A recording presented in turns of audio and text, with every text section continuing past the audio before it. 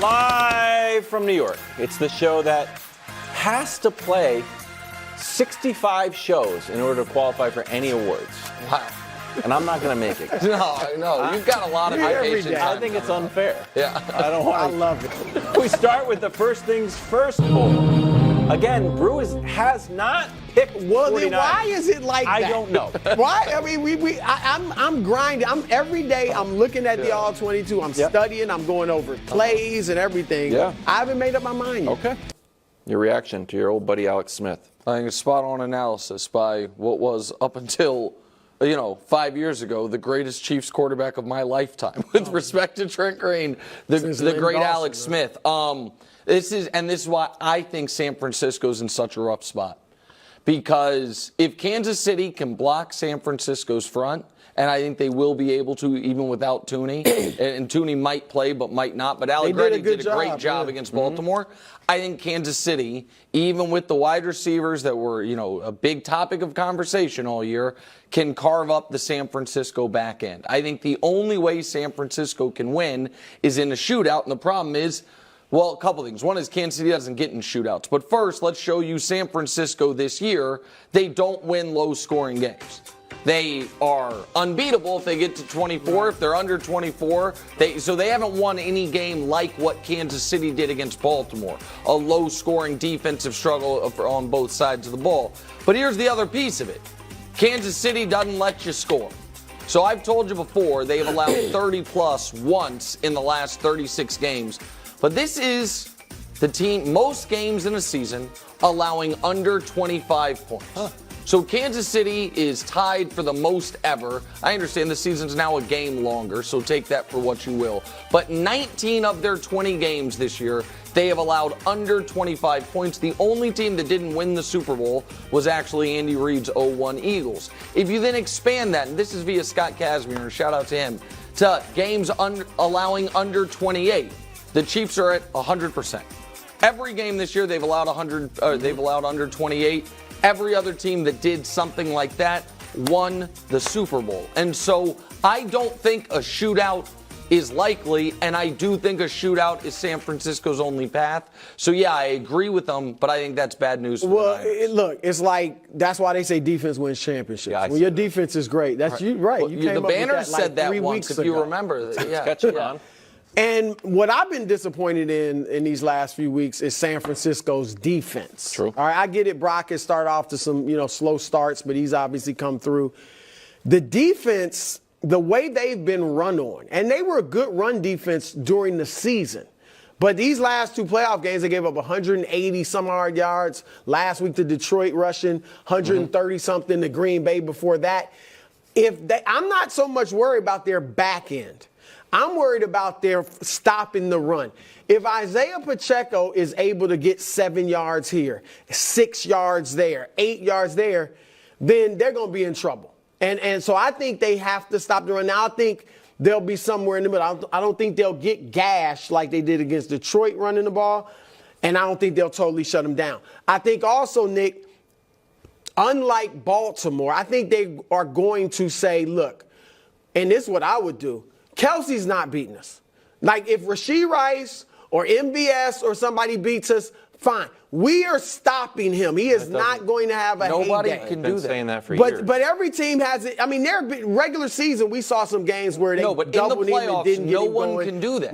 Well, most of those playoffs, they had a Tyreek Hill to worry about. No, but the last 6 games they haven't, and he's killed everybody. This year, this is what I would do. I mean, Kelsey's great. He's probably the greatest tight end ever. But that's got to be a focus. It's not going to happen. And if Rashee or one of these other guys beats me, I can live with that. But that's what they have to do. Shootout, look, they're going to have to be able to score. Can they run on Kansas City? They're going to have the run game. And then I do think they're skilled players on the outside. I know Kansas City's defensive backs are great, but I think they got great receivers as well, and Kittle obviously. So I think they can have some success against them. I'm seeing the Chiefs in the mid-20s. And I think the question is, can San Francisco – No, I'm not picking. Can San Francisco get to 27 or 28? Which would be the most points any team has scored on Kansas City all year. The Kelsey thing is a non-starter. I've tried to come up with several solutions to stopping Travis Kelce, whether it's double team him. I also broke out this. Remember when you're passing Kelce the ball? Yeah. Put your hand out, let the ball hit your hand instead of Kelce's. He's None of it works. And smarter minds than me, it's like he's not running conventional routes. You're supposed to be guarding what's on the tape, and he's doing something else, and him and Mahomes have a mind melt. So that's unstoppable. The question for you is... Can I expand on that just real quick? As good as Fred Warner is, no team is built to better stop Kelce than Baltimore. Because they have two excellent inside backers like San Francisco does, but they also have Kyle Hamilton, and San Francisco obviously lost Hufanga, and Kelce was targeted 11 times, had 11 catches. And Mahomes was yelling, yes, they can't guard you. Yes. He can't guard you. I'm here. I'm here. Yeah, but go ahead. The question for you is, do you think Mahomes is going to have a similar game plan, if he gets out to an early lead, put it in cruise control, or do you think he's going to be like, it's shootout time? So this is what is so fascinating, is while Mahomes in his non-Super Bowls has never started poorly in the playoffs. In his non-Super Bowls, he has always started hot, and I think the Chiefs have scored on their opening drive in 9 consecutive playoff games, 8 or 9 consecutive playoff games. And that includes last year's Super Bowl, but then they slowed down a bit after that. But every Super Bowl, they have trailed at halftime. Every Super Bowl, they have, you know what I mean, they have started slow. The Niners won, they were down 10 points with 6.5 minutes left. The Eagles won, they were down 10 points at halftime. And obviously the Bucs won, they were trailing start to finish in that game. So I find it very fascinating on Kansas City flipped the script to a degree where the game is played on their terms the way the Baltimore game was. I don't know, but what I do think is that the one thing Patrick Mahomes has never done in his career is have a start-to-finish brilliant Super Bowl. So I thought the Eagles game, he was damn near flawless, but he only threw for like 180 yards, if you remember, because they had so few time of possession early in the game. They scored defensively. Which is obviously the Niners Super Bowl. He was amazing in the second half, or in the fourth quarter, really was all. And Tampa Super Bowl struggled the whole time. So I don't think he's going to want to put it in cruise control ever, but I also think that if they get a 2-score lead, they are, and I'm not saying I'm predicting that, they are going to make San Francisco prove they can make it a 1-score game before they start to be very aggressive like they did against Baltimore. But again, they can just chip their way down the field. That's what they did against Baltimore. Yep. It was, just moving down the field. 2 years in, and Brock already headed. I love it. Yeah, I love it. We know. It's a little weird. The whole thing was just. Do you think it was for the cameras? I think, or you think they caught? I think they were aware. Sincere. I mean, who is that? Is that the PR, the team PR? I don't know. It said Netflix, so I'm not sure. But go ahead, Wild. What's the question? The question was, what's Brock's ceiling? Well, first of all, like I said, I love this because to me now. Are they acting? I don't think they were acting, but let's assume they were sincere. If they were acting, Purdy's the caliber actor you are, which is not good. I get that SAG. I think it's a SAG. Yeah. Yeah. That check every year. How much? To me, this says Bosa. Like 70, 75 cents? No, it says some dollars. Okay, go ahead. To me, this hundreds, actually. This says Bosa. No, it is not. It is. No, Let him $250-something. $250? Yeah, wait, I was good. Okay. All right. It doesn't have a bearing on your performance. Bosa. Yeah. Hashtag reality high. Shout out Brandon Broussard. Yeah. To me, this shows that Bosa really believes in Brock. Yeah. Like he's really impressed with what Brock Purdy does. This wasn't at a press conference saying the right thing for the media. Yeah, I'm going to back my teammate, of course. This was these two guys. He didn't have to go up to him and say that. All right, so I like that. Secondly, I love Purdy's response. Because Purdy was like, when he's like, are you surprised you're this good? He ain't surprised. Purdy is not surprising him. He was like, yo, it's part of the game. When I put on my shoulder pads, I believe I'm going to get it done. That's what I took. I believed I was this good at Perry High School in suburban Phoenix. All right, that's what I got from there. Now, what's his ceiling? Yeah. You're going to like this, Nick. Hall of Fame. Okay. That is the ceiling. Will he reach it? We'll see.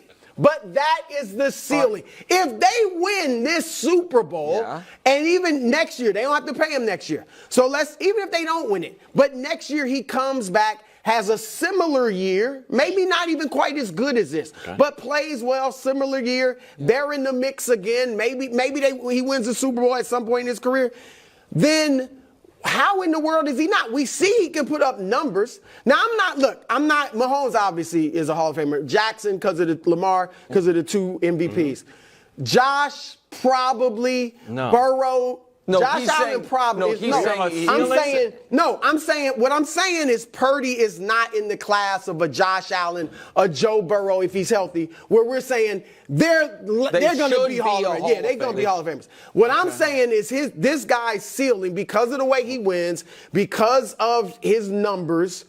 Why not? And look at this. This is Brock Purdy's numbers versus a Hall of Famer, Drew Brees. First 2 years. Did Brees look like a Hall of Famer? Did not. Purdy's whipping him in everything. There are other Hall of Famers we could throw that up against. So he's off to a great start. He's in a good system. You know, we'll see when he gets paid, like you said, what they have around him. But yeah, that's his ceiling. And you think he can? His ceiling from a player comp perspective is Brees, right?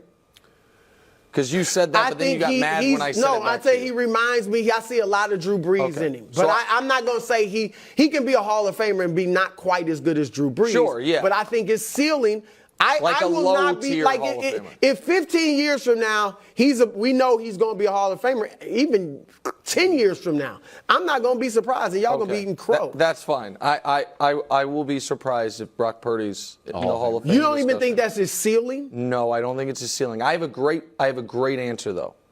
A great answer. This is real analysis, no pom-pom waving, and not trying to hold any priors against him. I think Brock Purdy's ceiling is Mark Brunell. So Mark Brunell was also a late round pick. Mark Brunell was also a bit undersized. Mark Brunell also had early postseason success. Didn't get to a Super Bowl, got to an AFC title game. Mark Brunell also did it on a team with a Hall of Fame left tackle in Baselli, great receivers in McCardle and Jimmy Smith, great running back in Fred Taylor, and was really good. He made 3 Pro Bowls, led the league in passing yards once. Never was a guy you're like, is he the best quarterback in football? No, but had a nice 6-year run where he was good every year. I think that's, by the way, I guarantee you the Niners would sign up in a heartbeat for that from Brock Purdy. For a Mark Brunell, numbers adjusted to this era, if you will, but where you have 5 or 6 years where he is consistently one of the 6 or 7 or 8 best quarterbacks in football, they would love that. And that is, so to me, that's his ceiling. I don't think Hall of Fame or Drew Brees is on the list of viable options, but I think again, a compliment, I feel. Mark Brunell had a hell of a career, multi-time Pro Bowler, and did it at, best utilizing the excellent weapons around him, was able to make some plays with his legs as well as Brock showed us. Never in the MVP conversation, though. No, but I also don't, I guess, Brew. Because I think you would have to admit Purdy, whether you agree, you obviously don't agree with him being in the conversation, but wouldn't you admit, and there's a clip online we talked about, when Purdy first became the starter, when Garoppolo got hurt. Wouldn't you admit, though, he has far surpassed your expectations? Yes. Okay. Yeah, of course. I mean, yours too. Yeah, I had no idea what he's I mean. literally of course, surpassed I'm not thinking everyone's expectations. But I'm just saying he could continue to, because I think he's going to get better too. So real quick on the, so I think he might get better as a player, and this will be statistically the best year he ever had. I think that is likely. I think because right now I feel the statistics are inflated by the talent around him, and I don't know that he's always going to have it. I also, though, think the MVP conversation part, we have to acknowledge that prior to this year, or last year, I don't know if it was last year, this year's the first time, there really wasn't a definitive MVP conversation at the end of the year because you only voted for one person. So would peak Mark Brunell have finished 5th? Would he have gotten some 5th place votes? I'd have to go back and look at some of the years. I think maybe one of the years. So I think that's a little different. Don't you think that Mahomes he's not favored, but part of Mahomes' greatness and our confidence in Mahomes in this Super Bowl is because he's been here before and he has all this playoff experience. So when we talk about young quarterbacks, the fact that Brock is in the Super Bowl, just had his second conference championship game, that he has a head start of development over Trevor, who played half a good playoff game, or any other CJ played great, but we talk about, wow, CJ. So that's not the real examples I would use, because I think CJ and Trevor both have a great playoff game under their belt, by the way, which is the same amount that Brock Purdy has. So so Brock has had one great playoff game. He's had two nice comebacks. The first one against Seattle? Yes. I would include that game last week as a great game. Okay. Even though he struggled early. I get it. He struggled early. That's fine. But I count the comeback. I mean, that's sometimes. Mahomes won MVP in a similar way, right? Didn't play well the first half against San Francisco, came back late and was MVP. Like, that was a fair great enough. I would take some issue with that, but that's not the point. And Trevor wasn't great in that first half either. No, when they were down 27-0. So has he had a full game? Okay, fair enough. The point I'm trying to make is the playoff experience, sometimes it matters a lot, and sometimes, with respect, love the guy as a colleague, it's Mark Sanchez. Sometimes your first year and second year, you win road playoff games, you get to back-to-back AFC title games. He wasn't rolling like Purdy, though. No, I understand defense. that, I get that. I'm simply saying I don't know how much this is going to pay dividends in the future if they get rolled in 10 days. All right, Super Bowl MVP odds. Mahomes is in the lead, even though the 49ers are favored. Then the game manager, followed by McCaffrey, Kelsey, and Debo. The question is, and Brew, you can go here, who is the best non-quarterback bet to win the MVP? I'm going to say McCaffrey. Kelsey, the thing with Kelsey is every pass he catches is going to be thrown by Mahomes. Unless he has some huge, run after catch type thing that's spectacular, he's unlikely to get it over a Mahomes. Can I put a pin in that, though? Yeah. Cooper Kupp won for the Rams and Edelman won, too. So it's not like they're the last two wide receivers to win. Go ahead. Yeah, but I think Mahomes would, because Kelsey, again, most of the passes have been short, things like that. Second would be Kittle, because Kittle could have a big run after the catch. So I'm going with McCaffrey first and then Kittle. So I think that there's some context here, right? So the last running back to win Super Bowl MVP, if you haven't looked it up, it'll shock you. Terrell Davis. Yeah. This has been 25 years. Since the last running back won it, 5 receivers have won it, and 4 defensive players have won it. Everyone else is a quarterback that has won it. Oddly, the only positions to never win MVP, offensive line and kicker, punter, obviously, and tight end. Tight ends never won it. The running back, to me, the smart bet would be Isaiah Pacheco. If you think the Chiefs are going to win, they pound the run, all of that. That's not the bet I would make, though. I would, if you are trying to find a non-quarterback MVP, I don't think it's the name on the screen. I think Chris Jones is a fascinating one. Love it. So Chris Jones, it's, by the way, 140 to 1. So $100 would pay out a $14,000 if he were to win it. But is there a scenario for Chris Jones that he has a strip sack, that he has a tip pass that turns into an interception? You've talked, Brew, a lot about the Niners' interior part of their offensive line being weak, that Chris Jones could dominate from there. If Mahomes does win it, though, Wilds, it's not only that he ties Montana as the only people with 3. Brady obviously has 5. He would be the first player ever to win 3 in a row as far as his team winning the Super Bowl. Because Montana, it went Montana, Rice, then he won another one. Brady won 2, and then it was Branch, won another 2, and then it was Edelman. So nobody's ever done 3 Super Bowl MVPs for their own team in a row. So Mahomes would be trying to do that. I like Chris Jones a lot. 140 to 1. Yeah, like the Niners, it'd be harder because there's correct, and there's too many other Niners that could potentially make those splash plays for the Chiefs, especially with Amenahu out. You would expect to be Chris Jones if he's going to do it. Thanks for watching. Subscribe here to get more from the show and to check out clips from other shows on FS1.